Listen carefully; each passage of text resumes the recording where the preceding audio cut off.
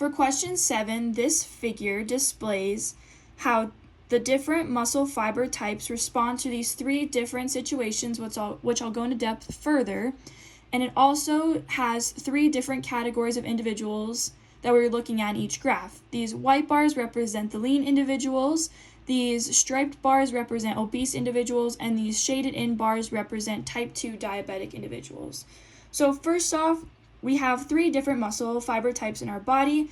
Type 1 muscle fibers are used for endurance, have a very high aerobic capacity, which means they use a lot of oxygen to fuel themselves, and so that means that their muscles go through a lot of the electron transport chain in order to support themselves with enough energy to keep going and keep working throughout the day, because one of the main things for type 1 is postural control, which we are always doing day in and day out.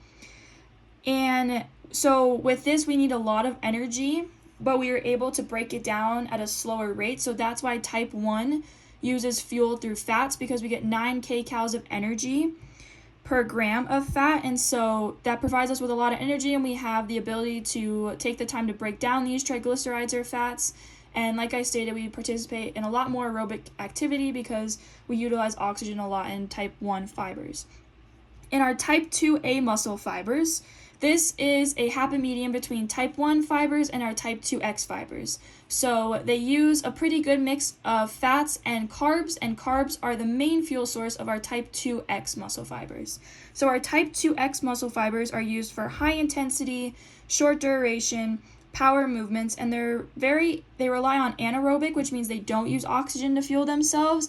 And so that's why they heavily use carbs, because carbs can easily be broken down, and even though they have less kcals of energy per fat, they only have 4. The rate at which the type 2X muscle fibers break down the carbohydrates and use them for energy is extremely important, and that's why it helps them participate in fast, powerful movements. So now looking more closely at the graphs, this first graph, it is how the muscle fiber types responded to an oxidative enzyme, which that means, did the muscle fiber types rely on oxygen use to supply them with energy? And so we see that overall type 1 had more activity in the oxidative enzyme than type 2X, which is correct because type 1, like I stated, uses aerobic activity to supply the muscles with the energy that they need. Type 2A had a pretty decent amount of oxidative enzyme activity, and that's because, like I said, it's a good mix of type 1 and type 2X.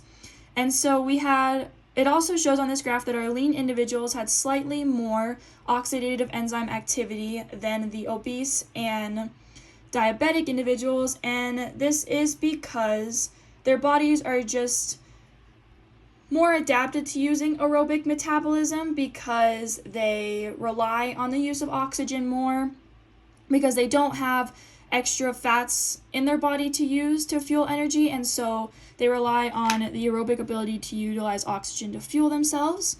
Now looking at graph B, which is the glycolytic enzyme activity.